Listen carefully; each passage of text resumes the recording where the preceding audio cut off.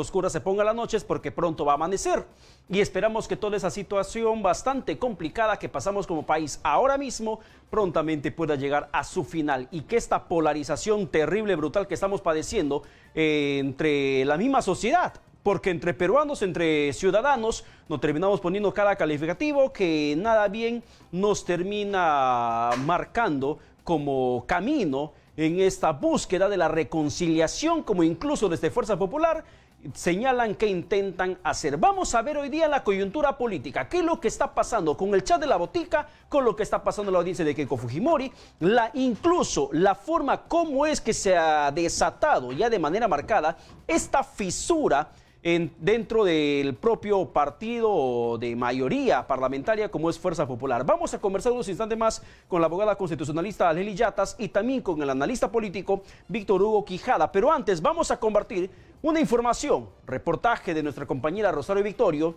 que nos va a detallar cómo es que decenas de pollos eran inflados con agua sucia y podridas. Esto sucedió en Ate y sin duda alguna representa un terrible golpe a la salud pública, que a Dios gracias ha sido intervenida por las autoridades. El reportaje de Rosario Victorio le presentamos a continuación. En mal estado, con un fétido olor, en condiciones completamente antihigiénicas, agentes de la Dirección de Seguridad del Estado intervinieron más de 17 avícolas clandestinas en Ate Bitarte, donde decomisaron cientos de pollos que eran inflados con agua sucia. De esta manera, las aves tenían más peso y lo podían vender a un monto más elevado.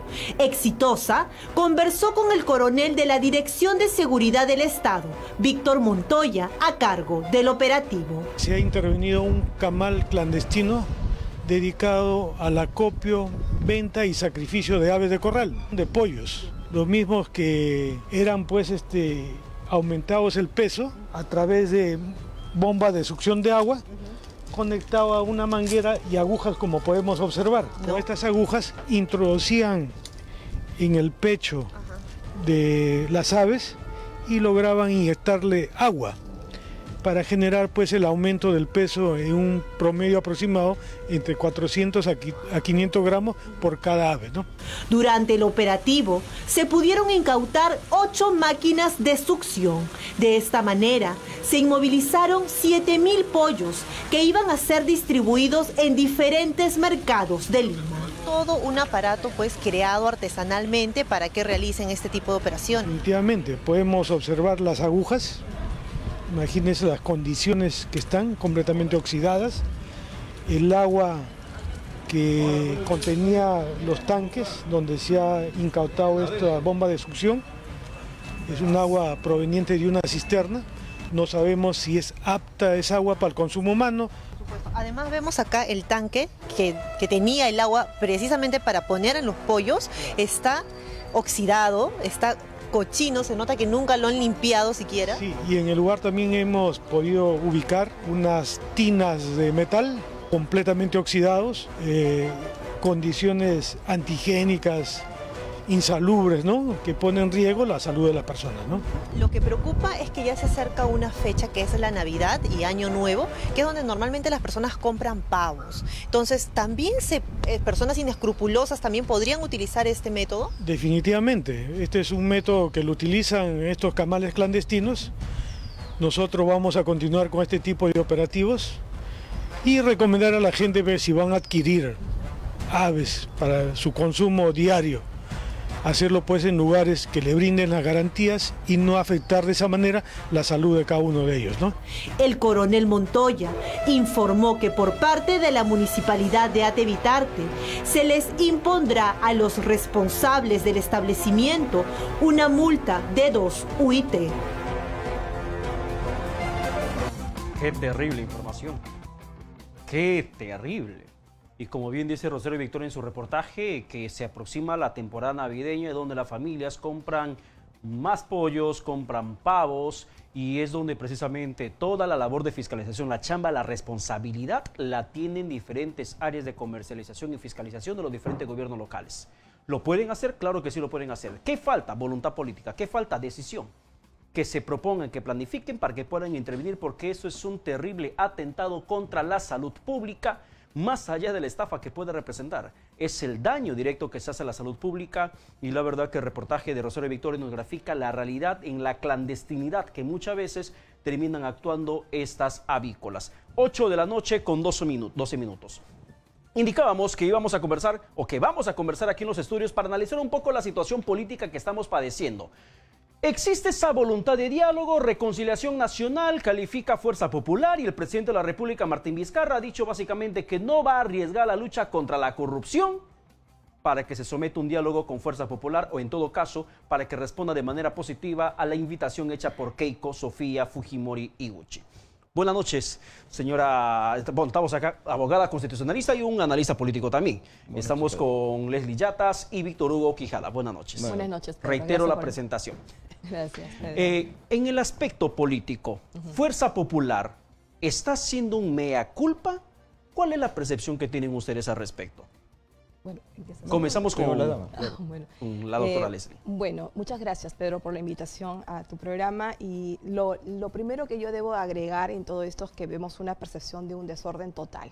El país está con un desorden total, hay una ausencia del principio de autoridad, hay una crispación muy polarizada a nivel político, donde los líderes políticos están muy seriamente comprometidos con acusaciones por corrupción, partidos políticos que ya arrastran una crisis de años anteriores, ¿no? Y que ahora se agudiza con toda esta envergadura de la corrupción en el país, donde también esto se está poco a poco evidenciando una posible organización criminal dentro del partido Fuerza Popular, que hoy día está prácticamente desintegrándose como tal, como fuerza política u organización política en el país. Ahora, señor Quijada, ¿hay algún líder político que pueda gozar de legitimidad y que pueda sentarse a planificar un horizonte, una agenda priorizada, como dice Keiko Fujimori con el presidente Vizcarra? ¿Alguno que tenga legitimidad? Bueno, Pedro, buenas noches, gracias por la invitación. Bueno, en parte coincido con lo que la doctora aquí manifiesta, con Leslie, y bueno, es más o menos lo que conversamos por interno, ¿no? Y bueno, como tú bien lo has mencionado, en verdad ahorita hay crisis total de partidos, hay ausencia de liderazgos, ¿no? Y en verdad, a la fecha, al menos de los rostros conocidos en el Perú, a mi parecer no habría ninguna ni autoridad. Alguien que tenga la moral política, que se siente con el presidente de la República a planificar el futuro del país. Te vuelvo a reiterar la pregunta, ¿existe en estos momentos? En la fecha para mí no existe. ¿Ninguno? Ninguno. No existe. ¿Para usted, doctora?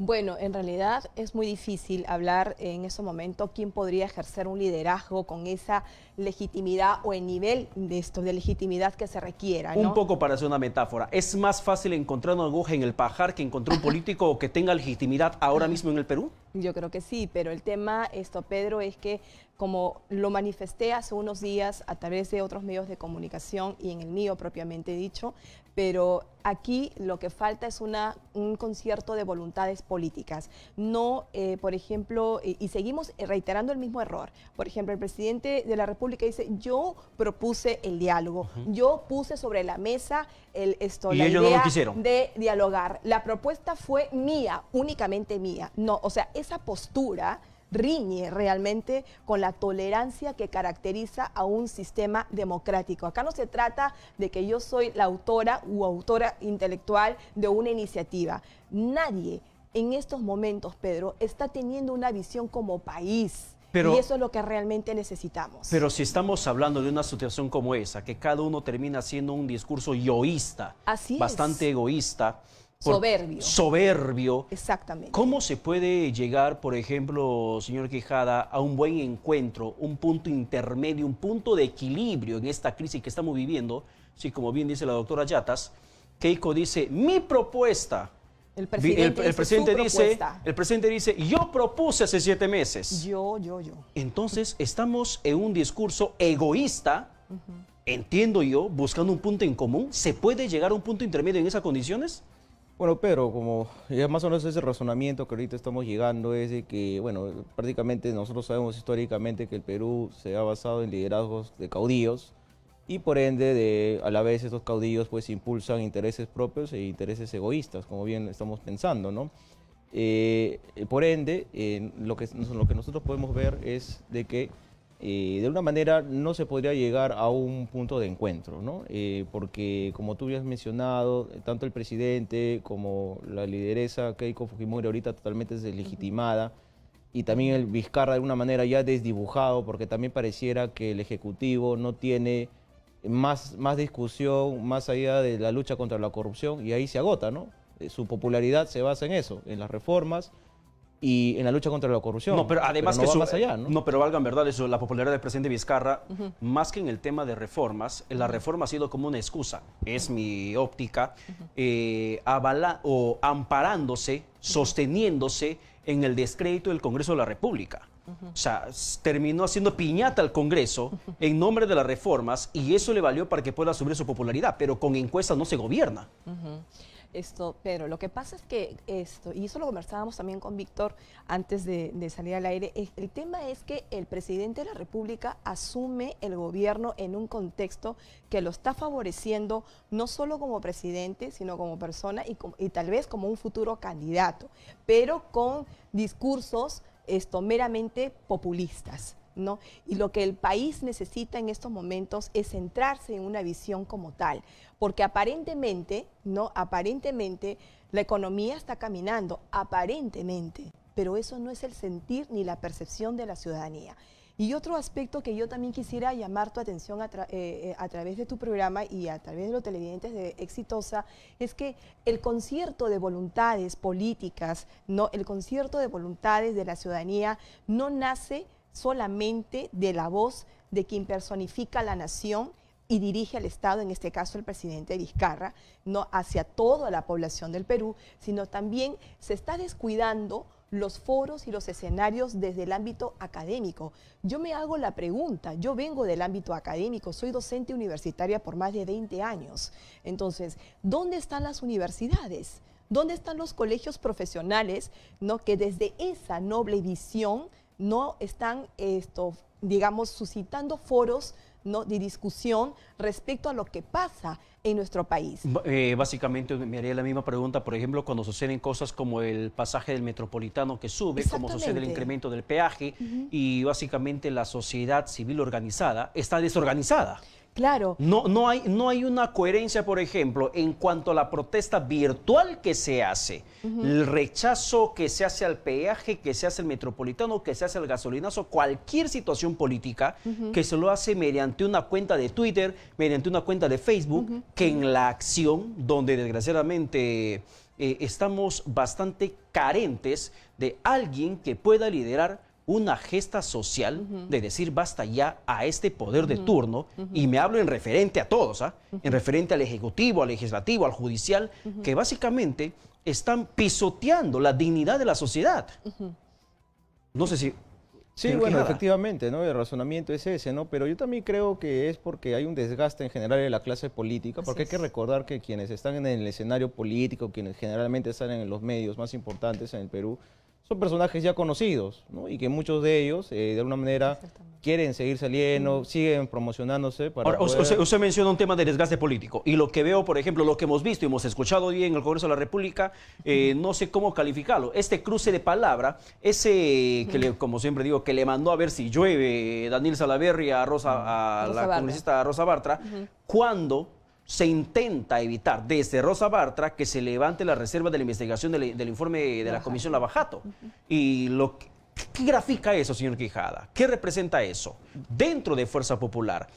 ¿Cuál es su lectura? Bueno, es el desgaste absoluto y la caída de un partido que hasta hace no mucho manejaba prácticamente, lo tenía en jaque al Ejecutivo, y ahora la figura se ha invertido, ¿no? Porque siempre a veces en la política existe como un boomerang, ¿no? Es lo que a veces da, te regresa, ¿no? Pero ¿cómo un partido que está partido puede convocar a un diálogo o hasta exigir, hasta comprometer públicamente al presidente de la República a que se siente a dialogar si ni siquiera entre ellos lima sus asperezas? Bueno, Pedro, yo hace poco también escribí algo al respecto, ¿no? Y lo titulé como que la voz de Keiko no tiene fuerza popular. Es que en realidad su voz, su liderazgo, ya no es posible hablar de un liderazgo en la señora Keiko Fujimori, porque ya no lo es, no lo tiene. Y regresando al punto de lo que hoy pasó en el Pleno respecto al cruce de palabras, que no solamente fue con el presidente del Congreso, Daniel Salaverry, y la señora Bartra, por el tema del abajato, sino que además intervino la señora Luz Salgado. Que se fue a sacarle de la mesa directiva a Salaverry. ¿Cuándo es que se ha visto una cosa como esa? Y ahí donde pierde autoridad el propio presidente del Congreso de la República, porque se está olvidando que quien está manejando la sesión es el presidente de la República, el presidente del Congreso. Yo ahora les traslado la pregunta o la inquietud que tienen muchos ciudadanos, a ambos. Este Congreso, en la condición que está, ¿se tiene que cerrar?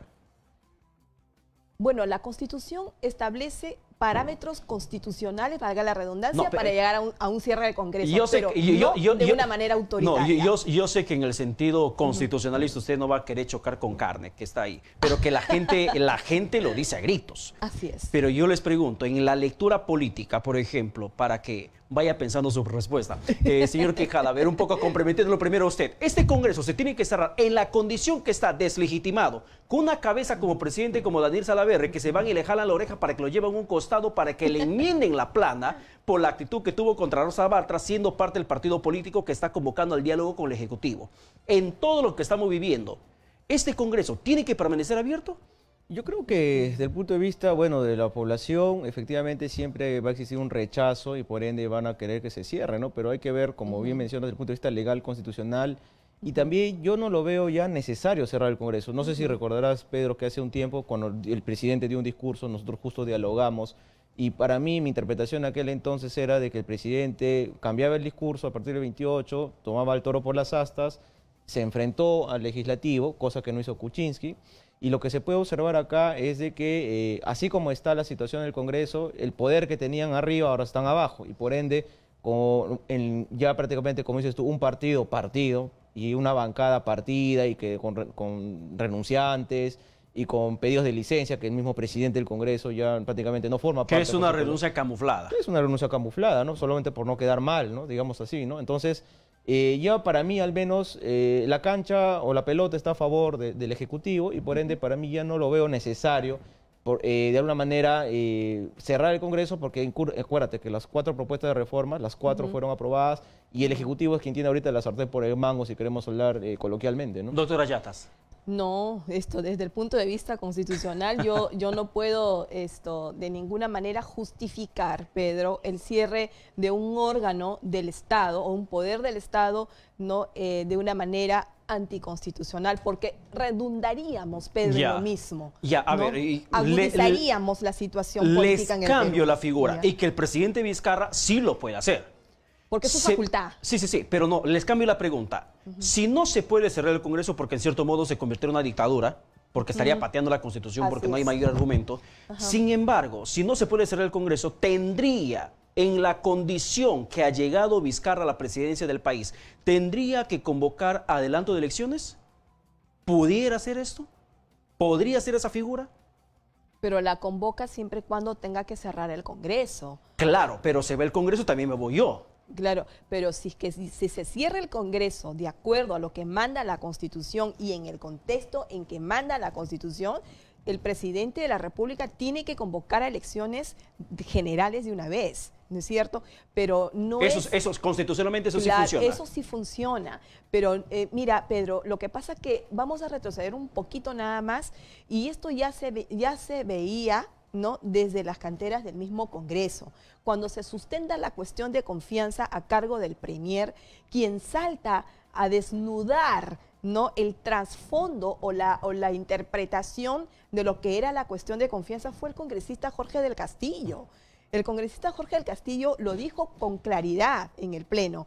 No quiero ni imaginar, dijo, ¿no?, que se esté, tras la sustentación de la cuestión de confianza, se esté maniobrando, ¿no?, una decisión de cierre del Congreso de forma anticonstitucional. Ciérrelo, pero de manera constitucional. A ver si es factible en esta coyuntura.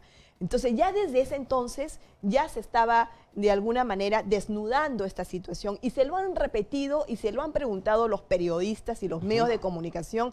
A gritos se lo han hecho al presidente de la República. Y fíjense que en esta coyuntura que estamos viviendo, volvemos al génesis de toda esta crisis política que padecemos. Y cuando el presidente Martín Vizcarra asumió la presidencia, valga la redundancia, la gente esperaba, señor Quijada, que se convoque a nuevas elecciones. ¿Por qué no lo hizo? ¿Qué es lo que le faltó? ¿Un tema de poder, un tema de uso de poder o un tema de constitucionalidad? Es por un tema de constitucionalidad, ¿no? Porque si bien es cierto, como vuelvo a mencionar, de repente la sociedad, la población, nosotros nos indignamos por la forma en cómo ha procedido este Congreso a actuar, tanto en sus funciones y respecto a sus hojas de vida y todo lo que ya conocemos, existen límites que la Constitución y la ley establecen, ¿no? Claro, pero en ese entonces, cuando asumió la presidencia, la Constitución también le amparaba a convocar nueva elección. Tampoco le era esquiva. No, lo que la Constitución establecía era de que él tenía que asumir, o sea, no en un momento el cierre del Congreso solamente se da con este tema de la censura y la caída del gabinete en dos. Por ejemplo, muchos hacían la comparación de Valentín Paniagua cuando asume la presidencia del país, inmediatamente lo que hace es convocar nuevas elecciones. Eso esperaban que haga también Martín Vizcarra. ¿No pudo haberlo hecho? Es que son dos figuras o dos contextos distintos. En primer lugar, el señor Paniagua, que en paz descanse, asume la presidencia de la República porque los vicepresidentes renunciaron de la República. Entonces, por mandato constitucional le corresponde al presidente del Congreso asumir en esa coyuntura, pero porque los vicepresidentes de la República renunciaron. Entonces, ahí sí corresponde al presidente del Congreso convocar elecciones. Y qué curioso que sigamos hablando del mismo tema cuando supuestamente estamos cambiando un referéndum que tendría que cambiar la condición política del país. Claro, los vicepresidentes no han renunciado en ese caso. Renunció el señor Pedro Pablo Kuczynski, prácticamente conminado por la evidencia de los actos de corrupción de sus empresas. Ahora, en el tema ciudadano, hoy día también Daniel Salaverry tuvo un gesto que creo yo grafica lo que estamos pasando como sociedad y como país. Cuando hace el gesto de ya me tienen hasta acá. Sí, sí, sí. Ya me tienen hasta acá. Y el Perú dice, a mí también me tienen hasta acá. O sea, esta pelea a todos... Mañana ese es titular, ¿no? Exactamente. Cuando Daniel Salaverry dice, me tienen hasta... Y con el gesto adusto enérgico. Y es lo que la gente siente en las calles. Más allá que te digan pro-fujimorista, pro-comunista, cualquier pro que te pongan, la gente experimenta un cansancio desde cualquier tribuna política que se encuentre. Me lo vas a decir que todos los días reviso las redes sociales, ¿no? Y que estoy en permanente comunicación con la ciudadanía respecto a sus opiniones, porque manejo varios grupos de redes sociales y son los que nos transmiten sus principales incomodidades. Pero le pido a la ciudadanía que guarde la calma, porque estamos tan desesperados, tan desordenados, tan crispados entre nosotros mismos que no encontramos esa brújula que necesitamos para dirigir este país. Y eso viene a colación y esto es responsabilidad política de los partidos, ¿no? Si lo hubiere, por lo menos de los que nosotros conocemos, porque ellos, no como partidos, nada le han aportado a la democracia. Absolutamente nada, Pedro. Entonces ellos también son responsables como organización política de la crisis que estamos viviendo actualmente. Y ahora, para terminar la entrevista, termino con la pregunta con la que se inició todo esto. El día o los días siguientes, cuando estime el presidente de la República, tendría que sentarse a conversar, tiene que aceptar el diálogo propuesto por Keiko Fujimori, más allá de la pérdida de legitimidad. ¿Tiene que aceptar ese diálogo, señor Quijada? Yo pienso que lo que se tiene que hacer ahorita la clase política es volver a encontrar el rumbo. El rumbo se ha perdido, bueno, se ha mencionado aquí de que estamos sin brújula y para ello se requiere encontrar puntos de encuentro y para eso tenemos un acuerdo nacional, tenemos un plan hacia el bicentenario y de alguna manera pues esos instrumentos de gestión pública tendrían que aplicarse. Por eso le retiro la pregunta. ¿Tendría que aceptar el diálogo del presidente Vizcarra más allá del discurso yoísta que yo convoqué primero que fui yo después? Efectivamente, porque más allá de que haya crisis de poder, acuérdate que un día estás arriba, otro día estás abajo, yo pienso que no solamente con Fuerza Popular, sino con todas las fuerzas políticas se conforman el Congreso, que sea un diálogo ejecutivo, legislativo, que se busquen puntos en común y a trabajar, ¿no? Porque como tú has mencionado, si la gente está hasta acá, lo que se busca es de una manera que, bueno, pues la clase política coordine y se busque un rumbo y que a la vez se pongan a trabajar, ¿no? Porque en bien de la sociedad. Para terminar, brevísimo, porque le planteo una pregunta para terminar. Sí. ¿Cómo puede aceptar el presidente Vizcarra un diálogo si la gente del cual esa misma gente se valió el presidente para que suba su popularidad le está diciendo no te reúnas? No quiero que te reúnas. No, el presidente de la República lo que tiene que hacer como primer mandatario del país y el que dirige el Estado en nuestro país es hacerle entender a la ciudadanía que uno de los principales principios que rige la democracia y el Estado de Derecho justamente es el diálogo, ¿no es cierto? Yo convoco a un diálogo por el país. Yo no lo voy a hacer porque la señora Keiko Fujimori lo haya dicho. Olvídate de la señora Keiko. Ella ya está deslegitimada, su voz ya no tiene ningún peso específico en este país. Ella tendrá que afrontar sus investigaciones en el Poder Judicial. Este es un punto aparte. El punto en lo que tenemos que concentrarnos ahora para sacar adelante al país es eso, la concertación con toda la ciudadanía, la concertación con todos los partidos políticos. ¿Y dónde está el acuerdo nacional? Que no se ha pronunciado en medio de esta crisis política. En algún lugar se encuentra empolvándose. Muchísimas gracias por su presencia. A Muchísimas gracias. Vamos a la pausa, regresamos con más aquí en Exitosa Perú.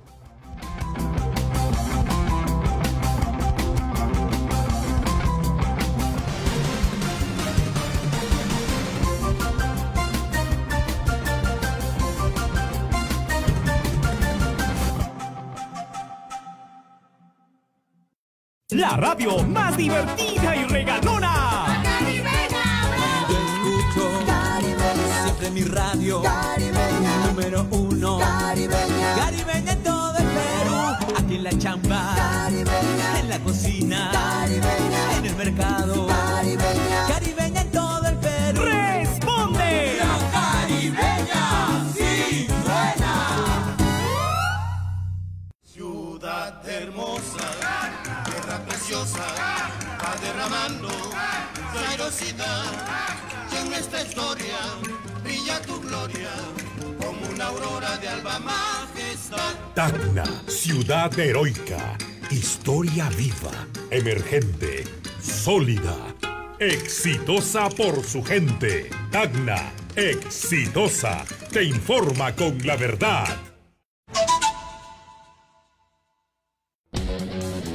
Lleva siempre la noticia a todos lados en tu celular.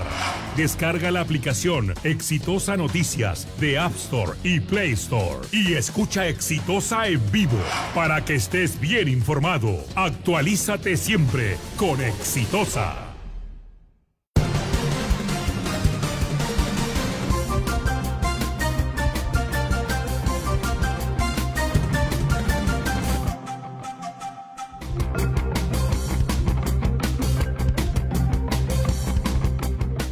Según lo estipulado por el Ministerio del Interior, Ministerio de Relaciones Exteriores, por el gobierno peruano, todos aquellos ciudadanos venezolanos que ingresen hasta el día de mañana a territorio peruano van a poder tener la chance de tramitar su permiso temporal de permanencia hasta el 31 de diciembre de este año. Aquellos que ingresen posteriormente a la fecha, aquellos que ingresen a partir del 1, 2, 3 de noviembre en adelante, simplemente ya no tendrán la chance de tramitar este PTP. Carlos Villacorta, desde Tumbes, nos alcanza mayores detalles cómo está dándose este flujo migratorio de venezolanos hacia el interior del país. Carlos Villacorta, buenas noches, te escuchamos.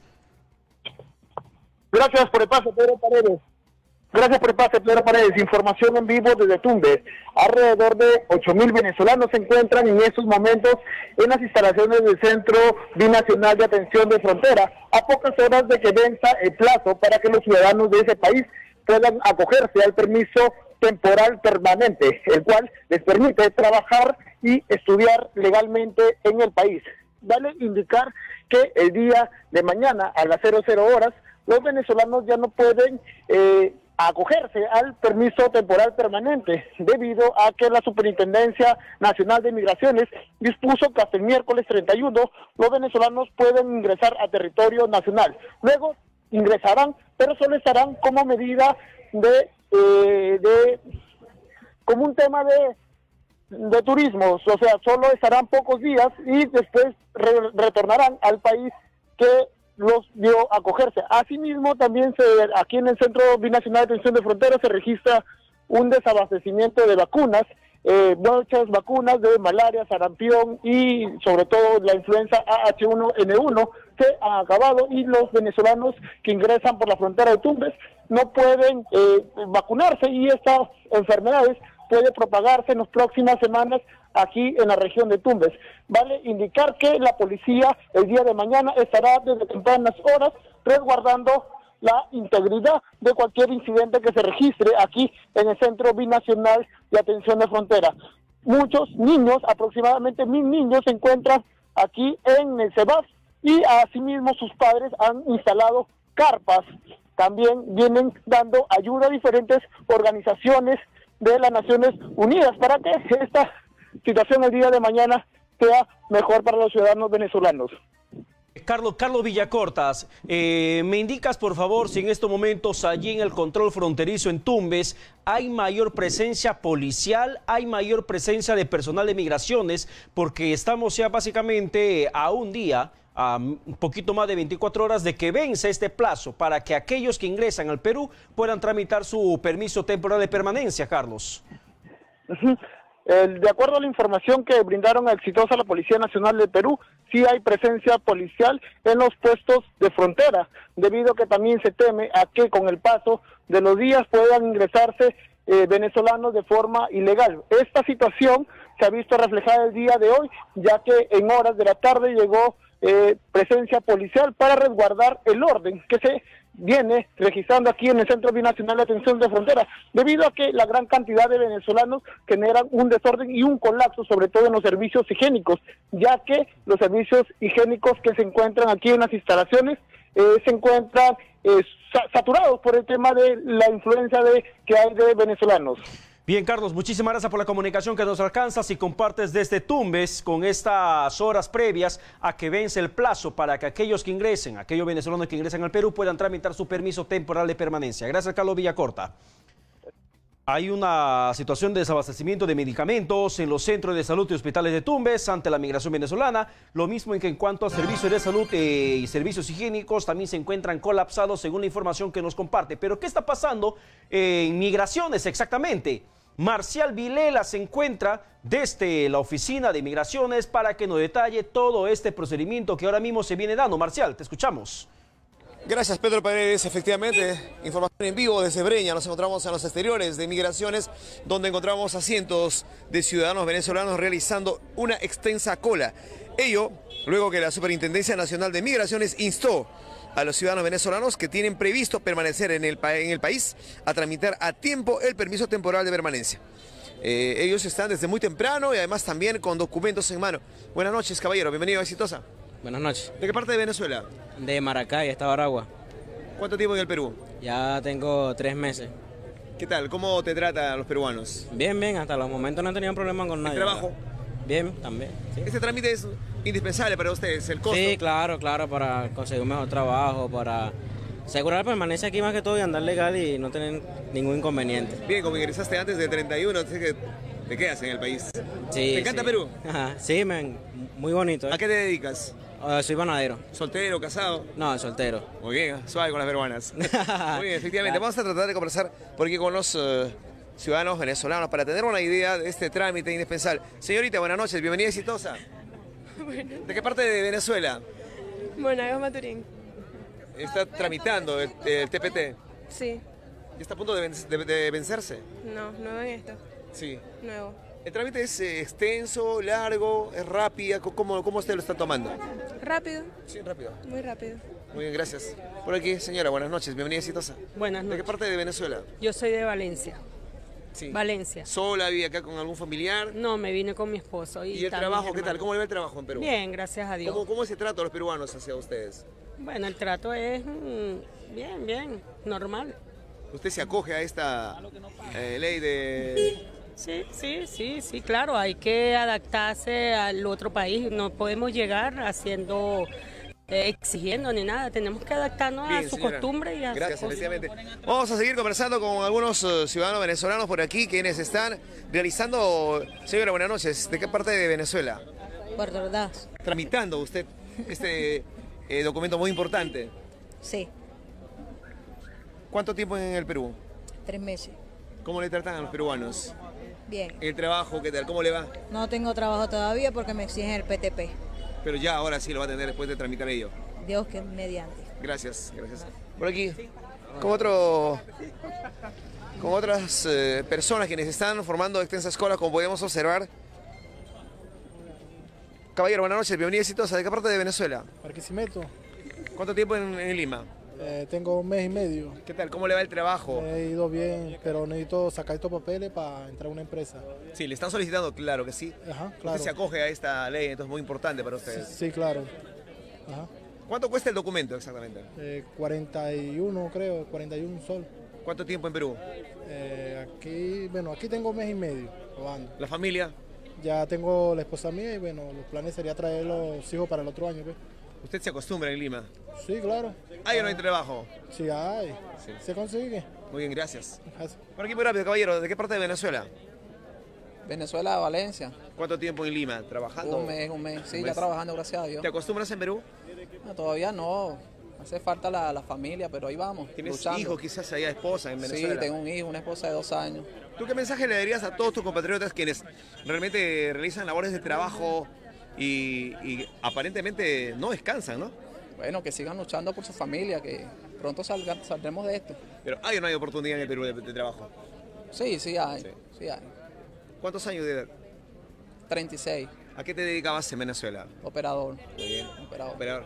En una Acá empresa esperas, trabajo. quizás acá puedas encontrar el mismo trabajo, ¿no? Sí, en nombre de Dios, sí. Muy bien, Claro. confías en Dios. Claro que sí. Arriba los ánimos, ¿no? Sí, sí. Bien. Gracias. ¿Cómo te trata Perú? Muy bien, entonces. Muy bien, hasta los La momentos. mejor bien. comida que has probado de Perú, que no hay en Venezuela. Bueno. El mejor plato. Ceviche. Ceviche, Ceviche te que he encanta el probado un ceviche. poquito. Es único del Perú, ¿no? Lo que he probado ese, pero... ¿Y el pisco? ¿El pisco? Todavía no he probado el pisco. Vas a probar, te vas a quedar encantado. Bueno, Muy bien, amigo. Hola. Ok. Gracias, efectivamente. El panorama en los exteriores de migraciones, donde aún cola es extensa. Quizás ellos esperan el momento de ser atendidos, pero con calma lo están tomando, sobre todo para realizar este trámite que es indispensable, el PTP. Marcial Vilela, desde Breña, para Exitosa. Gracias, Marcial Vilela, por este amplio informe que nos compartes. Allí está la reacción de la población venezolana que en estos momentos se encuentra haciendo cola para que pueda tramitar su permiso temporal de permanencia. Estamos en la comunicación telefónica con Nancy Arellano, quien es analista política de Venezuela, para que nos dé sus impresiones sobre estas horas previas a la culminación del plazo dado por el gobierno peruano para aquellos que quieran acogerse a este PTP. Nancy, buenas noches, bienvenida a Exitosa Perú. Buenas noches, muchas gracias, un gusto como siempre. En estos momentos estamos a las horas previas en la frontera peruana con Ecuador. Hay una gran cantidad de compatriotas tuyos pugnando por ingresar a territorio peruano. Sin embargo, ¿qué es lo que avisoras en el camino en cuanto termine venciéndose este plazo para que puedan tramitar su permiso temporal de permanencia? Aquellos que lo van a poder hacer desde el día de mañana. Bueno, a partir del plazo ya vencido, pues los trabajadores o los venezolanos que ingresen al Perú, pues lo harán en calidad de turista algunos y tendrán que tramitar pues por la vía regular sus permisos laborales ya como carnet de extranjería a través de los pasos, ¿no? Que exige migraciones de contratación de extranjeros, es decir, obtener un contrato laboral con alguna empresa para poder tramitar los papeles de carnet de extranjería, lo cual evidentemente va a dificultar la permanencia legal de los venezolanos, lo que termina siendo un problema, porque como sabemos esto no es nada más un tema simplemente de una movilidad tradicional de personas a lo largo y ancho del continente, sino que es producto de una crisis humanitaria que hay en el país y con la cual pues por supuesto el gobierno peruano se ha comportado pues magníficamente y ha permitido obtener a través del PTP un estatus legal a una gran parte de los venezolanos, pero también sabemos que hay unos retos importantes en lo que es la llegada masiva de extranjeros a un país y que se hace necesario pues de alguna manera buscar, ¿no? Nancy. El control y las mejores condiciones para todos, ¿no? Nancy, ahora, ¿me puedes decir, por favor, de cuántos venezolanos, no aquellos que están en la frontera, pugnando por ingresar? Porque según conocíamos en horas de la tarde, se habla alrededor de 7.000 a casi 10.000 venezolanos que están intentando cruzar la frontera de Ecuador hacia Perú. Pero, ¿de cuántos venezolanos estamos hablando que están en ese tránsito aún de migración?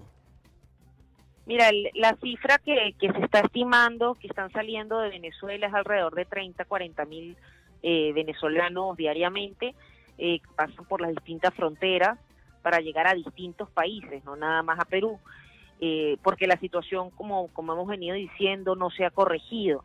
Si el causal de la diáspora no se corrige, difícilmente va a cambiar esta tendencia de movimiento migratorio, por lo cual se habla de una crisis regional que tiene que ser abordada pues en sus justas dimensiones. Estamos hablando de por lo menos 30.000 a 40.000 personas diarias que están saliendo. Sin embargo, ¿sabes por lo menos un estimado de cuántas se encuentran en tránsito por Ecuador? Más allá de las que están ahora mismo en la frontera de Tumbes. No sabría decir exactamente cuántas personas son, debido a que, bueno, como ha habido distintos cambios migratorios en el caso de Ecuador, nos es difícil tener esas cifras oficiales, ¿no?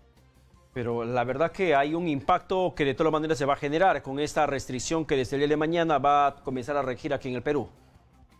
Sí, sobre todo porque, bueno, a partir de que cambia unido al tema del pasaporte, nos vamos a encontrar con una situación bastante difícil que preocupa sobre todo en el caso de los menores de edad y los adultos mayores, que son personas pues que tienen un estado de fragilidad importante y que además tenemos que parte de esta diáspora ha venido a pie, caminando desde Venezuela, lo cual ya nos hace ver cuáles son las condiciones, pues no solo a nivel económico, sino incluso físico, que lo que está representando además pues una labor que maravillosamente las personas de la Cruz Roja, por ejemplo, y de distintos organismos de cooperación internacional han venido ayudando para no solo darles las vacunas necesarias, sino además darles los insumos básicos para poder incluso recuperar estados de deshidratación, etcétera, que se dan por las largas jornadas de caminata.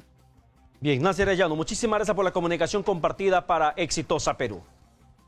Gracias a ustedes. Bien, muchísimas gracias. Mientras tanto, la población venezolana que permanece aquí en el país desde días anteriores a la fecha que va a cumplir el día de mañana, esta regla que ha puesto el país para aquellos que quieran tramitar su permiso temporal de permanencia, la fecha límite de ingreso al Perú es 31 de octubre, que vence el día de mañana. Solo aquellos que ingresan hasta mañana van a poder tramitar su permiso temporal de permanencia hasta el próximo 31 de diciembre.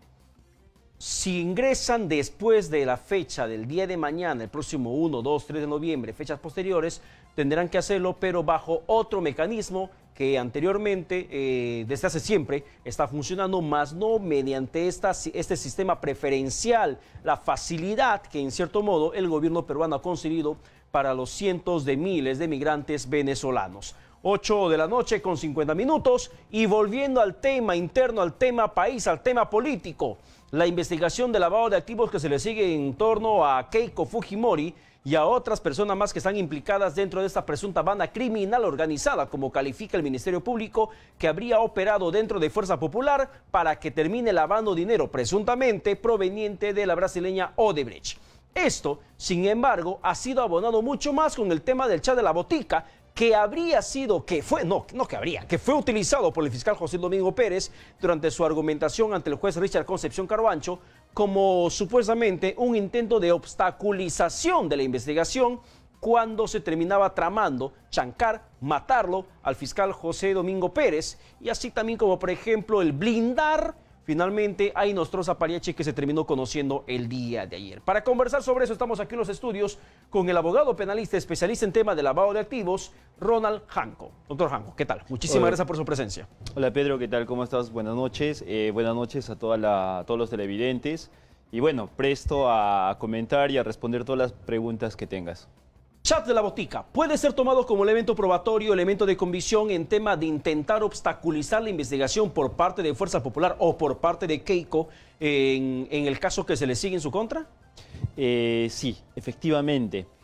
Sin embargo, acá hay que tener cuidado la forma como se plantea y qué es lo que concretamente pretende probar. Lo que bien dices, efectivamente esto a lo sumo puede probar un peligro de obstaculización, pero de ninguna manera esto prueba, por ejemplo, un acto de lavado de activos. Es una cosa totalmente distinta. Ojo que para el tema de prisión preventiva hay 3 requisitos que se tienen que cumplir: graves y fundados elementos de convicción, prognosis de pena superior a 4 años y un tercer presupuesto que es la conducta procesal. En esta conducta procesal está justamente la obstaculización. Entonces, el fiscal cuando ha utilizado estos chats, lo que ha dicho es que justamente ahí está la evidencia de cómo podrían y cómo estarían además obstaculizando las investigaciones, bueno, la investigación en la cual se encuentra en curso. Entonces, los chats propiamente pueden ser tomados en cuenta como nuevos elementos de convicción, sí. Sin embargo, acá hay que tener en cuenta lo siguiente. Esto no es propiamente un nuevo elemento probatorio.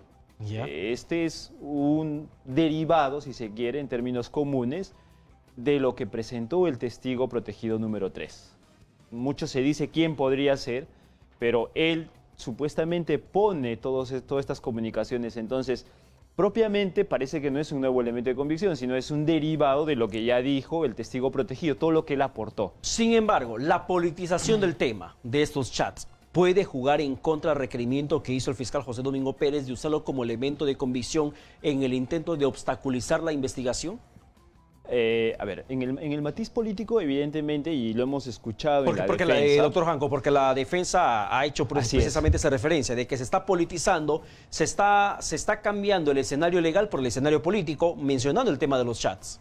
Así es. Efectivamente, puede prestarse para ese tema, pero por eso es que decía, la cuestión es cómo finalmente el juez, en todo caso, va a valorar esos chats. Ojo que estos chats son el derivado de lo que el testigo protegido brindó. Entonces, propiamente, no sería un nuevo elemento de convicción. Entonces, lo cierto es que se puede dar ese matiz político, pero lo importante es que el juez efectivamente ya dejó que el fiscal oralizara. La propia defensa también ha dicho que eso justamente es el reflejo político de este caso. Así es. Sin embargo, todavía no sabemos si finalmente el juez lo va a tomar en cuenta. Y yo creería que si lo va a tomar en cuenta, va a tener que hacer necesariamente ese análisis, porque procesalmente... ¿El análisis del juego político o el juego legal? No, el juego legal. Creo que acá no debería de existir de ninguna manera este juego político. A ver, en el contexto práctico legal, ¿quién está politizando este caso? ¿Los imputados, los investigados, presuntos integrantes de una banda criminal que habría operado dentro de Fuerza Popular? ¿O lo está politizando el Ministerio Público a través de la difusión previa que sale en medios de comunicación antes que incluso se terminen argumentando en la audiencia? ¿Quién politiza? Yo creo que ambos. Yo creo que ambos están usando en la medida de lo que tiene cada uno el poder político. Y esto viene un poco a colación, Pedro, al hecho de que nuestro país actualmente está atravesando el tema de una situación jurídica de impredictibilidad. No deberíamos de estar discutiendo, por ejemplo, en los medios de comunicación cuál podría ser el tenor y si hay o no alta incidencia política en un caso concreto.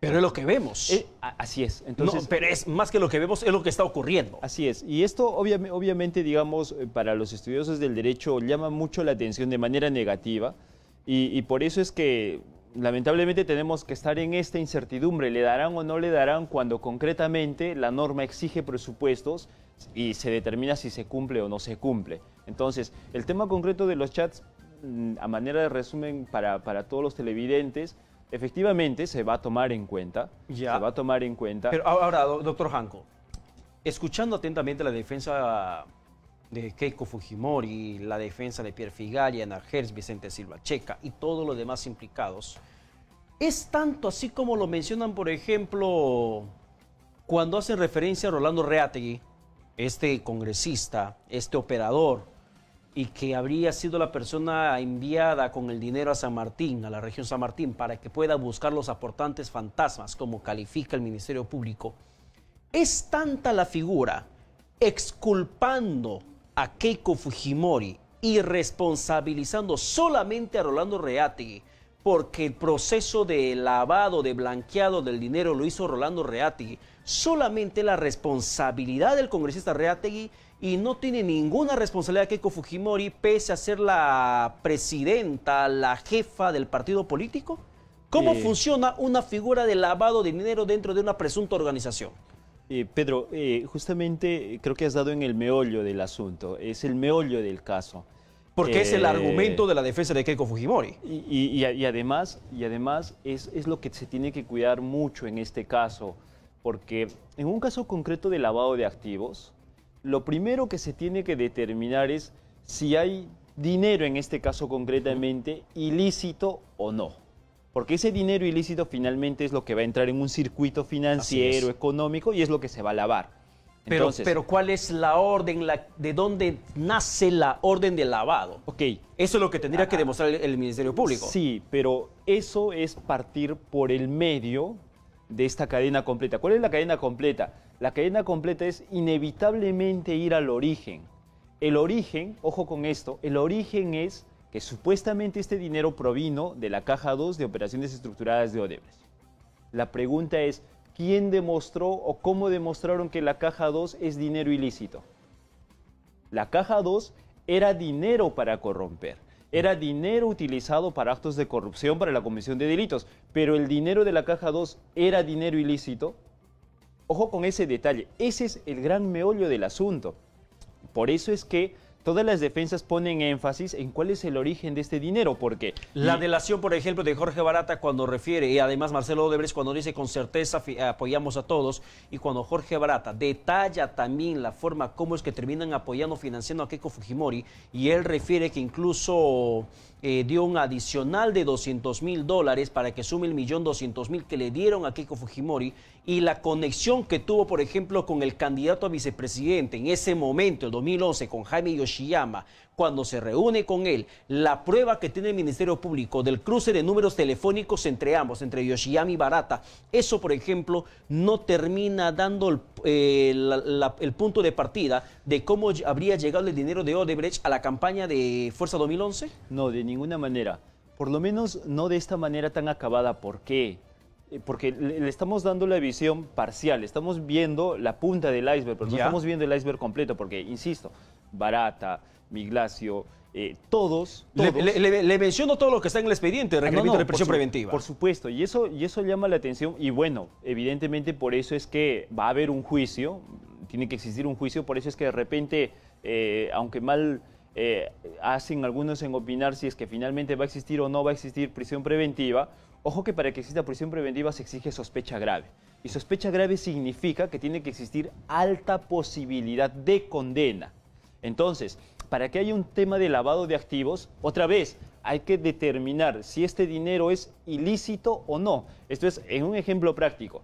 Si esta es una empresa que tiene 100, de repente va a empezar a ganar y va a destinar 20 para corromper, ¿de acuerdo? Ya. Estos 20 que son dinero para corromper, ¿son ilícitos?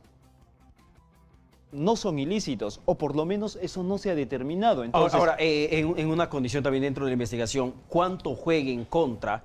Le menciono lo que está dentro del documento fiscal. ¿Cuánto juega en contra el hecho que, por ejemplo, se hayan encontrado aportes fantasmas de una sola persona, por ejemplo, que hace 4 depósitos, pero que en el reporte financiero que hace Fuerza 2011 a OMPE, ese depositante no figura como aportante, solamente depositante, pero no es un aportante dentro de la lista? Por supuesto, lo que sí está clarísimo, y eso hay que enarbolar del incluso, perdón, Público. doctor Janco, incluso lo que tanto vengo mencionando a la gente, le tengo hasta acá con eso, lo que menciona la señora que vende raspadilla, que aporta casi 30.000 soles y que es una vendedora ambulante de raspadilla. No tiene mayor capacidad económica, pero aporta una cifra bastante apreciable. Algo que no está dentro de la posibilidad. No, por supuesto, la Fiscalía evidentemente tiene acá un caso fuerte. Y todos los que aparecen después es un caso sólido. ¿Qué duda cabe, no? Hay altos indicios de que efectivamente hubo un dinero que no se supo cómo sustentar y efectivamente entró a un circuito de una manera en la cual se consiguió aportantes falsos. Eso está clarísimo. Yo creo que nadie con 2 dedos de frente podría discutir. Pero lo que no está clarísimo es el antes de todo ese circuito. ¿Cuál es el dinero ilícito que ha entrado a lavarse? Y así como, finalmente, para terminar, doctor Janco, así como está el argumento fiscal en este momento con todo lo que se viene escuchando en los últimos días, ¿hay suficiente pruebas, hay suficiente elemento de convicción para que se dicte la prisión preventiva? En la lectura legal que usted puede hacer. Yo creo que hasta la fecha sí. Hay un caso en cuanto a elementos, pero tengo mis reservas respecto al tema del peligro de fuga. ¿Ya? En realidad, y esto no solamente pasa en este caso, esto pasa en todos los casos donde hay prisión preventiva, donde se discute prisión preventiva. El peligro de fuga es un aspecto dado, un momento bastante subjetivo que tiende para dos lados. O sea, sin ir muy lejos, mencionemos pues el caso Humala Heredia, ¿no? Claro. Donde finalmente el Tribunal Constitucional hizo que abajo. por encima de todo está el tema de la presunción de inocencia. Así es. Otra cosa es que haya o no proceso. Evidentemente va a haber un proceso, ¿no? Doctor Ronald Janco, muchísimas gracias por acompañarnos. Gracias. Vamos a la pausa, regresamos con más aquí en Exitosa Perú.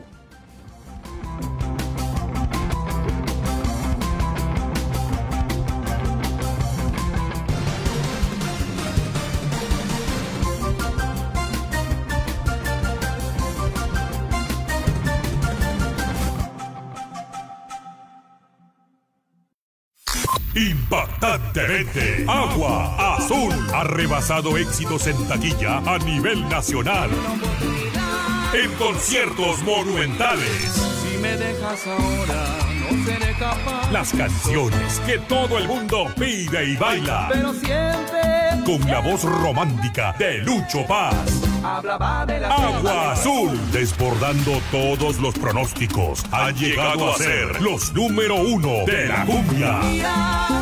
Agua Azul. Aunque todo el cielo. Contáctenos. Hay que incluir este tema, es indispensable. Pónganse a pensar en lo que éramos y lo que podríamos ser hoy. ¿Por qué no está preso? Porque eres congresista. ¿Para qué contratas a alguien con esos antecedentes? Si no pasan la valla del 4%, para afuera. ¡Punto! De lunes a sábado, de 6 a 9 de la mañana, estaré con ustedes aquí en Exitosa, la radio del Perú. No se lo pierdan. Nicolás Lúcar en Exitosa. El microinformativo de Exitosa.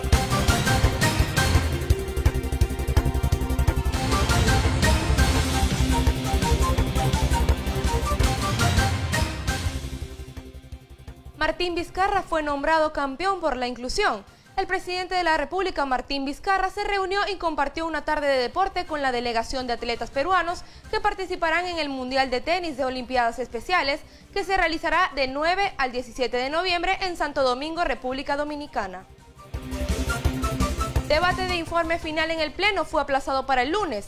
El presidente del Congreso, Daniel Salaverry, informó que el informe final de la Comisión Lavajato no se debatirá este miércoles en el Pleno del Legislativo como se había establecido, sino el lunes 5 de octubre a las 9 de la mañana.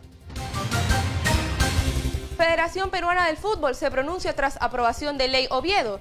Tras la aprobación de la Ley de Fortalecimiento de la Federación Peruana del Fútbol por parte del Congreso, la institución deportiva del país emitió un comunicado en el cual muestran las consecuencias de aprobar esta ley.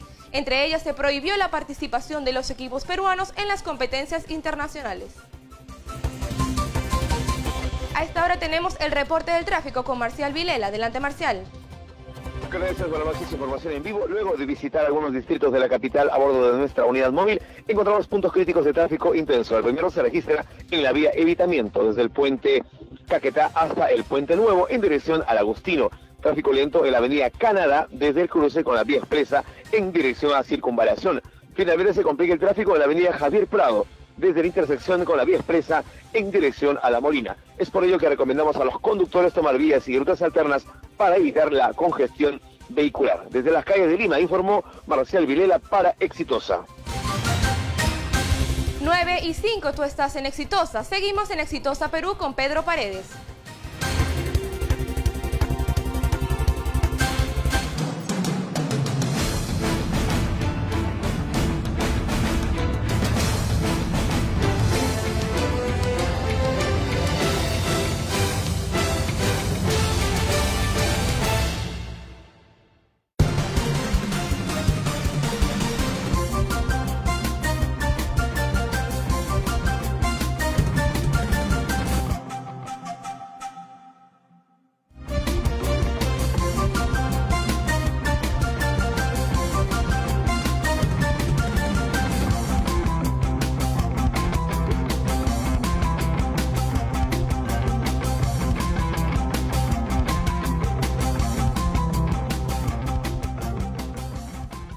A raíz del incendio ocurrido en una estructura histórica en los alrededores de la Plaza San Martín, nuestra compañera Rosario Victorio hizo un informe respecto a la situación en que se encuentran muchas casonas históricas, valgan verdades, y que al parecer se estarían en completo abandono. ¿De quién es la responsabilidad?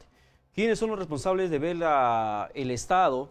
¿Quiénes son los responsables de darle el mantenimiento respectivo para que puedan en cierto modo tener el valor agregado necesario? Rosario Victorio nos presenta la siguiente nota. El fuego consumió un edificio histórico de nuestro país, una parte de nuestra identidad, de nuestra historia, que enorgullecía la emblemática Plaza San Martín. En una madrugada, 106 años de antigüedad se hicieron cenizas. Hoy, esta obra de arte, que fue declarada Patrimonio de la Humanidad por la UNESCO, podría ser destruida tras quedar así. Hemos perdido la historia, la memoria de nuestra historia republicana. Hemos perdido uno de los símbolos más importantes de la celebración que tenemos en el Bicentenario, son los 200 años de la República, y justamente esta plaza representa nuestra historia, porque no solamente la Plaza San Martín es un monumento arquitectónico, sino también es un monumento de luchas sociales, de comunidad de la gente, de paseos, de usos y costumbres. Entonces lo que hemos perdido también y lo que estamos perdiendo con esos incendios es la dignidad. Estamos perdiendo una ciudad que se está volviendo completamente insegura, estamos perdiendo toda nuestra identidad cultural. Más de 30 unidades de bomberos lucharon toda la madrugada del sábado para salvar nuestro patrimonio de la nación, que ha quedado en cenizas tras el abandono y la falta de previsión en que se encuentran muchos de los monumentos históricos de la capital. Vista de Rescate de Patrimonio Arquitectónico de Lima, Rebeca Raez, responsabiliza a la municipalidad por haberle entregado la licencia al restaurante que ocupa el primer piso. Esta responsabilidad va directamente a la Gerencia de Fiscalización y Control de la Municipalidad de Lima. No están haciendo su trabajo, como no lo hicieron en las Malvinas. En las Malvinas también murieron personas, murieron 2 chicos adolescentes incendiados porque ustedes no se ocupan nunca de los depósitos ilegales que están construidos encima de esos techos. Hay una omisión de funciones de parte de la gerencia. El mayor jefe de defensa civil en Lima, señor Luis Castañeda Locio, que ya está terminando su deplorable gestión con el patrimonio histórico, es también responsable él de lo que está pasando. Lamentablemente, este no ha sido el primer incendio que ha terminado con monumentos históricos de la capital. Exitosa recorrió el centro de Lima y visitó aquellos edificios que se incendiaron hace algunos años. Estamos en la cuadra 8 de Girón de la Unión, en el mismo centro de Lima. Acá otra casona que también se incendió y hace 2 años que no se hace nada. ¿Qué cosa está pasando? Es decir, cuando hay un incendio, primeramente la estructura ha quedado completamente debilitada.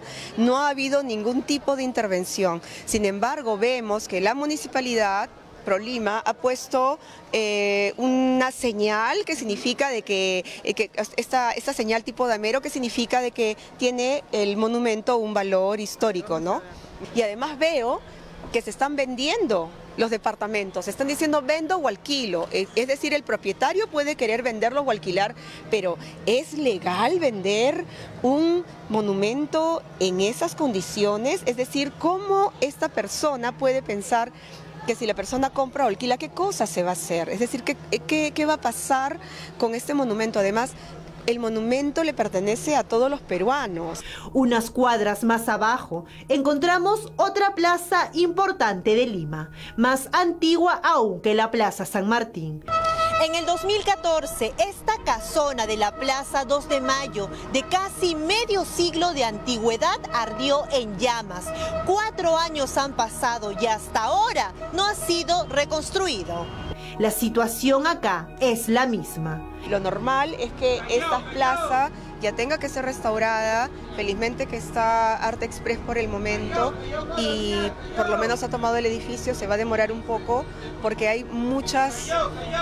Es que no solamente es el edificio, es la estructura, pero también son las conexiones eléctricas, es el agua y desagüe, es desalojar a la gente para que pueda entender que se va a hacer la refacción. Entonces hay una serie de etapas por las que hay que pasar. Por el momento aún se desconoce qué pasará con el edificio Giacoletti, que fue la primera obra que se construyó en lo que sería la Plaza San Martín en 1912. Lo más probable es que tenga que ser destruida. Una pérdida lamentable para la cultura de nuestro país.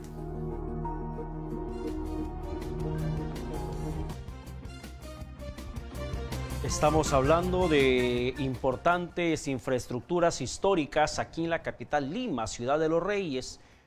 Qué hermosa suena esta frase. Sin embargo, nuestro patrimonio cultural, nuestros patrimonios históricos simplemente los tenemos en completo abandono. Ni siquiera la Municipalidad de Lima tiene una estrategia para poder ponerlos en valor.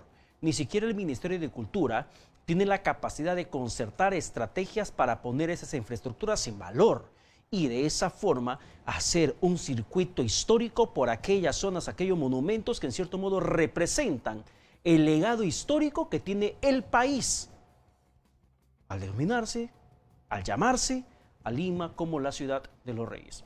Lamentablemente, ese es un tema de falta de tino político y una desidia por preservar la historia, la cultura de nuestro país. Y ese es un ejemplo. Y lo que pasa al interior del país es mucho más grave aún. 9 de la noche con 13 minutos. Vamos a cambiar un tema de cultura que no se está tomando en cuenta y también vamos a hablar un tema de salud que tampoco se está tomando en cuenta. ¿Por qué? Estoy aquí en los estudios con la representante del Colegio de Nutricionistas del Perú, la licenciada Carla Torres, y vamos a hablar con ella sobre esta situación de salud que está golpeando básicamente a la población infantil. La estadística que tengo aquí en mis manos es que el 15% de niños y niñas de entre 5 y 9 años tienen un serio, pero serio problema de obesidad. No solamente hablamos de anemia, también hablamos de un tema de obesidad. Además, el 32% de los niños y niñas cuyas edades están en el mismo rango tienen exceso de grasa acumulada en el cuerpo. ¿Por qué? Las causas, a qué se debe, cuál es el factor y qué se tiene que hacer. Carla Torres, buenas noches. ¿Qué tal, Pedro? Buenas noches. Muchas gracias por la invitación, encantada. Nosotros, el Colegio de Nutricionistas, venimos luchando porque este mensaje llegue a todos lados. Normalmente se habla, Carla, de un tema de anemia. La anemia, que la política contra la anemia. Hay un plan nacional contra la anemia, pero no sé si hay un plan nacional contra la obesidad, que también es un problema que golpea a la población infantil. Normalmente hablamos de anemia, de malnutrición, desnutrición crónica. Sí, si bien es cierto, la desnutrición crónica ha disminuido, tenemos cifras alarmantes de sobrepeso y obesidad en nuestros niños, sobre todo de obesidad.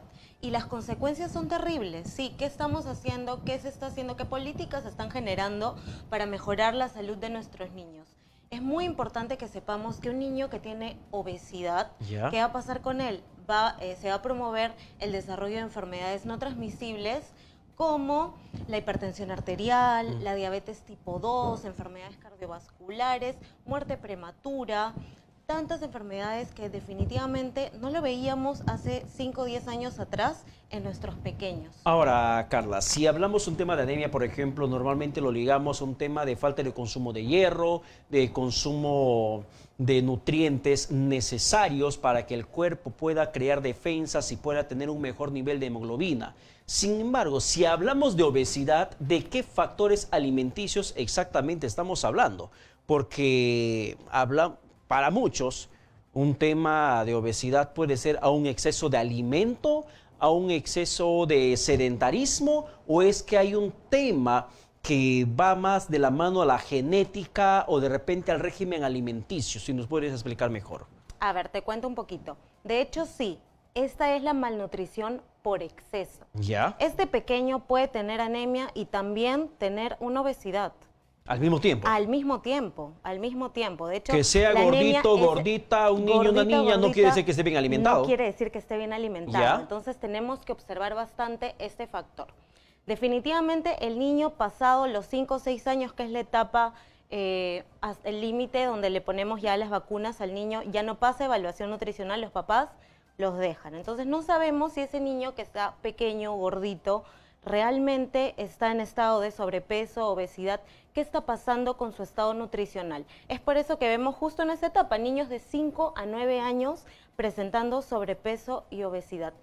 Definitivamente no hay un control, es una malnutrición por exceso porque el niño está consumiendo mucha cantidad de alimentos ultraprocesados. A ver, eso explícame con precisión para que el padre, la madre que está en estos momentos está escuchando la entrevista por la radio o que está viendo la entrevista por la señal de televisión de Exitosa o redes sociales, ¿cuáles son los alimentos que normalmente conllevan a que un niño de entre 5 y 9 años tenga problemas de obesidad? ¿Qué tipo de alimentos, qué tipo de alimentación le está afectando? Claro, sobre todo los alimentos ultraprocesados. ¿Cuáles son? ¿Cuáles son? Las grasas saturadas, como las frituras en exceso, las papas fritas, estos snacks que venden en bolsa y que lo puede encontrar el niño a libre demanda, en realidad en los colegios, todo el tiempo. Que un padre, una madre de familia mande a su niño en su lonchera con su chistriz, con su galleta, con su jugo procesado, ¿eso le está alimentando o lo está matando? Lo está matando definitivamente, ¿sí? ¿Qué pasa? Que el niño, a partir de que empieza la alimentación complementaria, a partir de los 6 meses, ya mamá, papá viene a la consulta y nos dice, está empezando sí la alimentación complementaria, pero le provoca tomar la gaseosa que yo estoy tomando.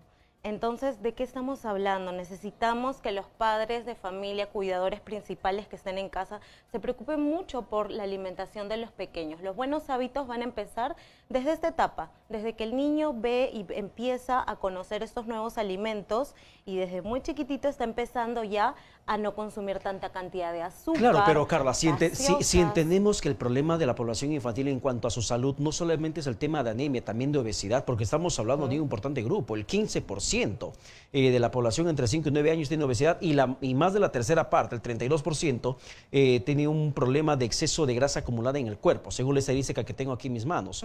Sin embargo, no es también compromiso de la institución educativa que encarna al Estado, el que recibe, recepciona, alberga al niño, a la niña durante la edad escolar o preescolar y que tendría que tener mayor cuidado y control en cuanto al tipo de producto que terminan vendiendo en sus kioscos? Definitivamente, tiene que haber un control con los kioscos. En muchos lugares se está implementando estos kioscos saludables, pero no es en todas las instituciones educativas. Deben los niños tener al alcance productos saludables porque definitivamente papá, mamá tiene un ritmo de vida muy diferente al que teníamos hace unos 5 o 10 años atrás y a veces necesita que el pequeño consiga los alimentos dentro de la institución educativa. Pero ojo, el encargado de la alimentación del niño siempre va a ser el padre de familia. Pero es un tema, a ver, Carla, es un tema de disciplina que tiene el padre de familia para que alimente a su hijo. Así es, de disciplina, de lo que el niño está viendo frente a las pantallas, porque también los pequeños pasan tanto tiempo frente a pantallas, ven comerciales en las que los niños que salen jugando a continuación están tomando una bebida rica en mucha cantidad de azúcar, estos néctares entre comillas, estos jugos que los van a hidratar entre comillas. He visto a muchos niños cargar su lonchera, llevar su alimento al colegio, esos néctares, incluso unos cereales procesados, el exceso de azúcar que tienen no va a ser suficiente aporte nutritivo para su cuerpo. Así es, definitivamente son calorías vacías, lo llamamos así porque nos aportan, qué cantidad de calorías, pero cero nutrientes. Entonces, ¿el niño de qué se está nutriendo? Por eso podemos ver un niño gordito, un niño que tiene un sobrepeso, una obesidad, pero también puede tener anemia. Y tiene algo que se está alimentando adecuadamente. Ahora, Carla, ¿tiene algo que ver con el tema del sedentarismo, la falta de actividad física, también el exceso de peso? Totalmente. La alimentación saludable va acompañada de todas maneras por la actividad física, de todas maneras. Y en niños, la Organización Mundial de la Salud nos dice que es al menos 60 minutos al día, repartida en 2 tiempos, para que el niño no se canse en exceso, ¿verdad? Pero muchos niños y muchos papás encargan esta actividad física a las instituciones educativas, que con suerte una vez por semana 30, 40 minutos, el niño va a realizar esta actividad física. Ahora, yo entiendo que con justa razón un padre, una madre de familia procura que su niño aprenda otras cosas más. Si tiene mayor capacidad económica, lo pone en su clase de música, en su clase de baile, clase de ballet, alguna clase de deporte o de actividad extraescolar para que se distraiga o no ande de repente un poco ocioso durante las horas de la tarde o durante la mañana. Sin embargo, ¿eso es bueno para el niño? ¿Eso es pertinente para el niño?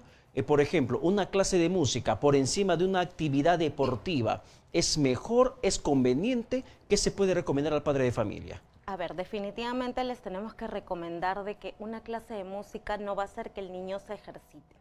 ¿Sí? Hasta los 5 años... Que lo mantenga entretenido va a lograrlo. De todas maneras, el niño va a aprender y es una actividad que podrá le va a ser un Beethoven futuro, pero su salud... Así es, pero su salud y la actividad física es una actividad totalmente separada de estas actividades en las que el niño va a seguir aprendiendo. ¿Sí? Entonces la recomendación es que sí, que los niños jueguen mucho más de lo que lo están haciendo hoy en día. Nos da mucha pena ver que los niños, papá, mamá, llega a la consulta y nos dicen, mi pequeño no quiere comer nada, no come nada, pero va afuera y come algo rápido, ¿verdad? ¿Qué pasa? Que los pequeños desde los 6 meses empiezan la alimentación complementaria, les ponemos un celular delante para que el niño coma. Los niños no son niños conscientes de lo que se están llevando a la boca. Entonces, tenemos que tener mucho cuidado. De hecho, la alimentación empieza desde que el niño huele el alimento, desde que lo explora, lo toca, huele el alimento y empieza el proceso de nutrición en el niño. Entonces, tenemos que promover eso, que el niño sea consciente de lo que está consumiendo, va a absorber mejor los nutrientes, se va a llenar de manera adecuada, va a modular su capacidad de saciedad. Eso es muy importante porque recién entre 20 y 30 minutos llega el mensaje a nuestro cerebro de que ya nos llenamos. Entonces, si el pequeño come rapidito porque está mirando algún video en YouTube, por ejemplo, o en la pantalla, ¿verdad?, no es consciente de lo que está consumiendo. Es una mala práctica esa. Es una mala práctica, de todas maneras. Entonces, recomendar mucho la actividad física, papá, mamá, jugar con los niños, los cuidadores principales que estén en casa, hacer que los niños se muevan mucho más. Hasta los 5 años, estas actividades deben de ser de intensidad moderada. Pero además, además, Carla, que un niño juegue en el parque, juegue en casa, no cuesta. No cuesta nada. No es como pagarle su clase de música, su pagadita para complemento de lo que está haciendo en el colegio, que vaya al parque a jugar, que corra un par de horas, que corra con sus amigos, es gratis. Y además que, valgan verdades, el padre se desestresa, el niño se distrae, el niño también se desestresa de la carga, la atención escolar, le ayuda en su capacidad cognitiva, creo yo, y además le ayuda a conllevar esa lucha contra su sobrepeso. Así es, de hecho con los niños practicamos mucho la actividad física porque ellos tienen una demanda muy alta de nutrientes. Entonces, esto, por ejemplo, no les podemos quitar este aparatito, ¿es causa también de obesidad? De todas maneras, el sedentarismo, la tecnología nos ayuda mucho a progresar, a seguir aprendiendo, pero es una herramienta que está aumentando el sobrepeso y obesidad, no solo aquí en Perú, sino a nivel mundial. Y eso también es un tema de los padres. Que desde temprana edad le dan un celular, permiten que el niño, la niña esté largas horas en el celular con el pretexto de estar siempre comunicados y que es un perjuicio para la salud del propio menor. Así es, y definitivamente nos gustaría mucho que los pequeños jueguen afuera en las calles, pero hay que tener en cuenta el tema de la seguridad ciudadana. Hablamos de la población en general, no solo de los estratos sociales altos que pueden pagar algunas clases particulares para el niño, o pueden llevar por encargo de alguna nana, alguien que lo puede cuidar al pequeño al parque. Pero si hablamos de zonas peligrosas, papá, mamá quiere que el niño haga actividad física, no puede sacar al pequeño por un tema de seguridad. Pero para eso también está un tema del padre, para que pueda acompañar al niño, o en todo caso, para que pueda hacer la actividad dentro de su casa. O mediante las horas que papá, mamá pueda hacerlo dentro de casa. Exacto. Eso es lo que nos gusta promover mucho, que los niños salten soga como antes, que jueguen en la casa, que estén bailando con la familia, porque nos ayuda a que todos nos movamos. Definitivamente, movernos mucho más nos va a ayudar a combatir esta enfermedad que es la obesidad. La obesidad es una enfermedad. Ya, y hemos hablado de causas que conlleva una obesidad en niños de 5 o 9 años. Sin embargo, ¿cómo combatirla? Si tenemos un niño que está obesito, está gordito, por encima de su peso normal, ¿cómo combatir, cómo evitar que este problema se agrave y que comience a minorarse?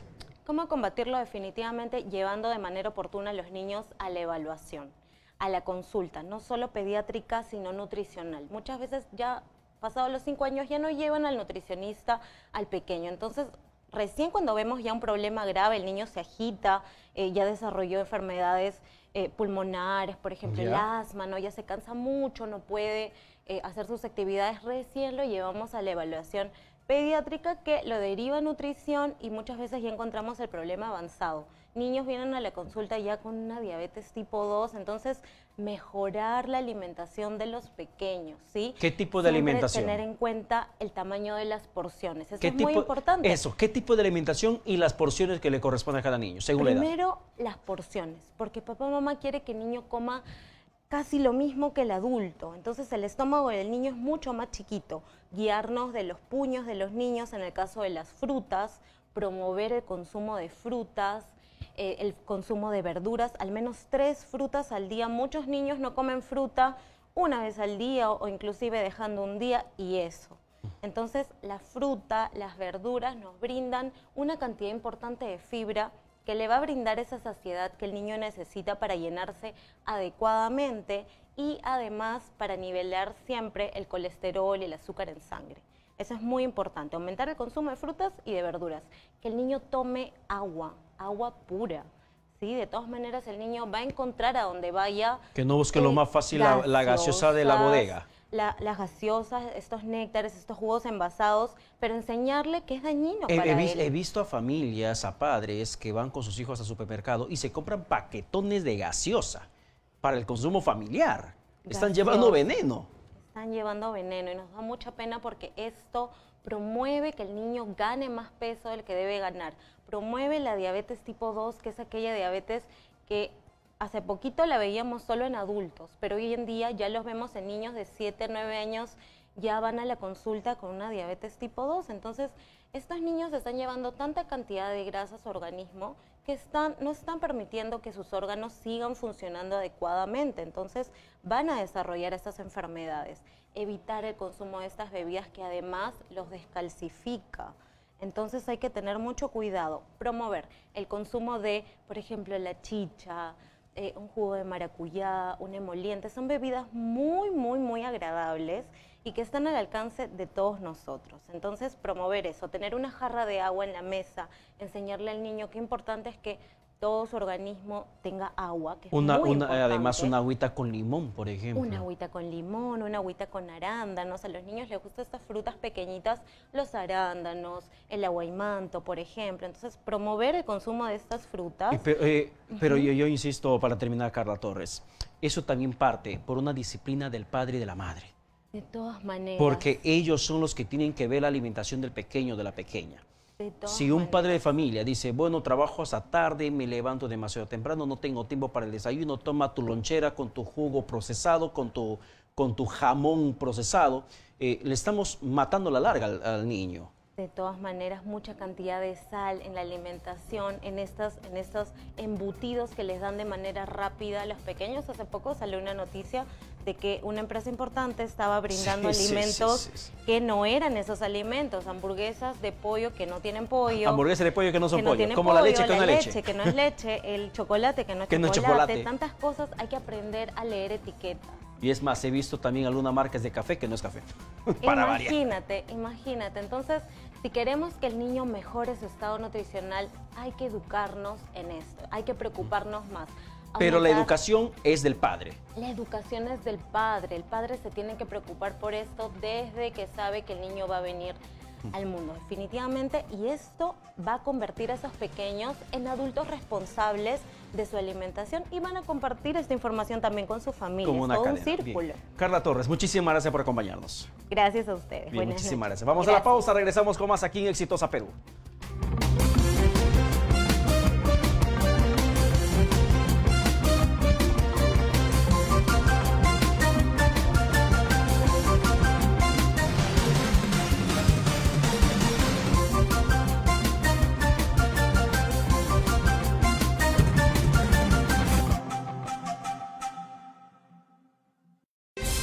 Tu Tú y el mundo entero podrán conectarse y acceder a lo más completo en música, 70s,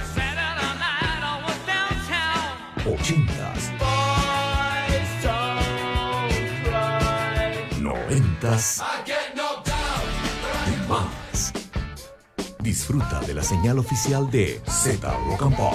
Encuéntranos en www.radioz.pe. Z Rock and Pop, señal oficial online.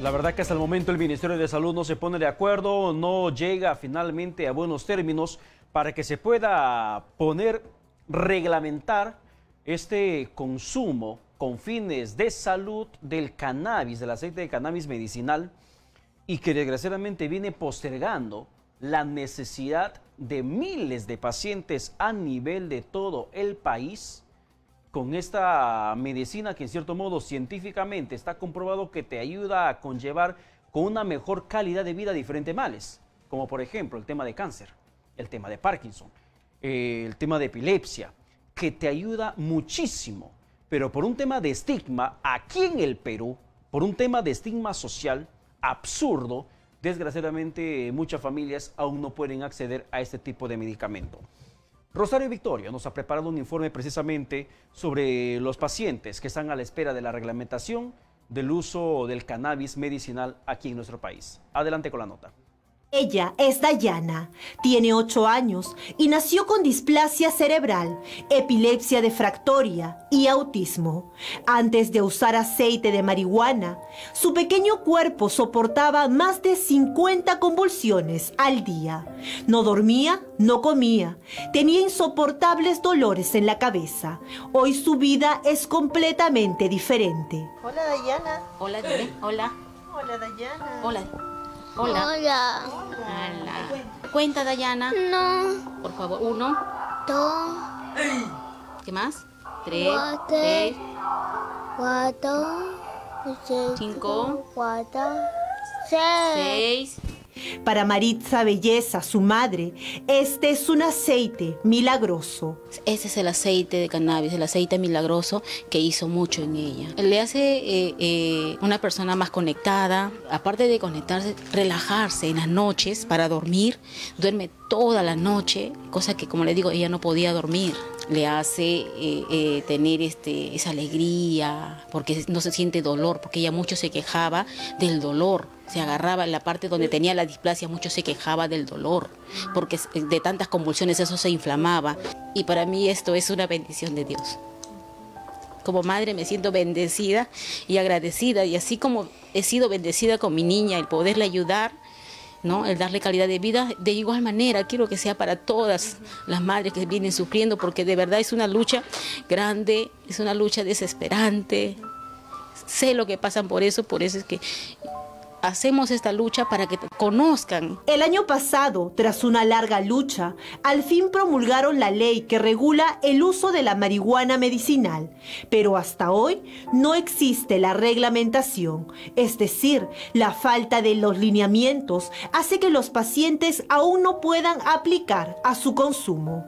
Es por eso que algunas madres han decidido tener su autocultivo, como el caso de Carolina Raime. Su hija tiene 25 años y desde que tenía 6 meses de nacida tenía más de 60 ataques de convulsiones al día. Es por eso que nosotros en la asociación estamos a favor de los cultivos, autocultivos, los cultivos colectivos. ¿Por qué? Porque el autocultivo es la única forma de regular los precios. Sí. Tener un medicamento al alcance de la gran mayoría que necesita este medicamento. Gracias a estas gotitas, Carito puede controlar sus convulsiones plácidamente sus 8 horas hasta 9 horas me ha dormido, tranquilo, ha estado de lo más tranquilo y poco a poco fui viendo cambios en él. De junio a agosto. Esperan que la ley se reglamente lo antes posible. Bueno, ¿qué es lo que esperan las autoridades para que pueda reglamentar esta ley del uso del cannabis medicinal? Lo absurdo, desgraciadamente, está condenando a muchas personas a que no puedan recibir el tratamiento adecuado y a muchas familias a un sufrimiento de no poder hacer nada.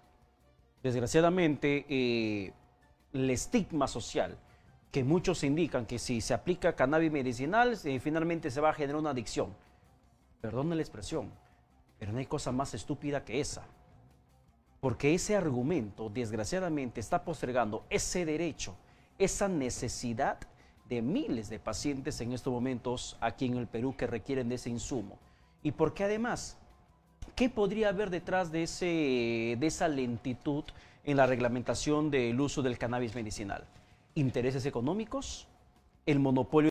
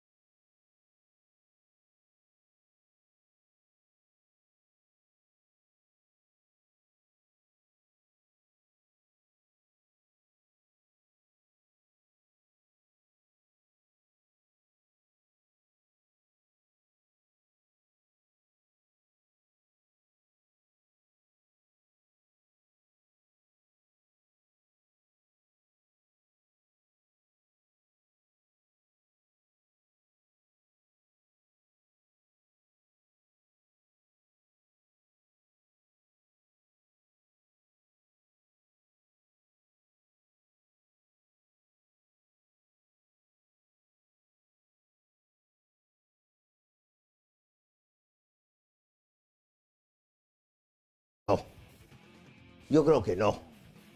Por eso hay que tener la tranquilidad del caso y eso de que Perú no va a jugar contra Ecuador y no juega con Costa Rica la fecha FIFA y no juega, el campeonato se paraliza, eso es mentira.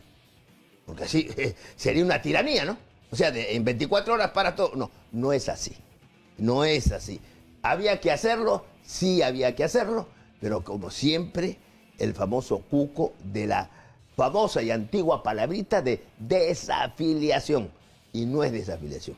Por eso te dije, en Uruguay, en Argentina, ha pasado eso, y ya Argentina y como Uruguay, con comisiones interventoras, han regularizado su situación ante Conmebol. O sea, hay un precedente favorable. Claro. Hay como... ahora, finalmente, Pedro, el gran culpable es Oviedo. Oviedo en su momento, para no perjudicar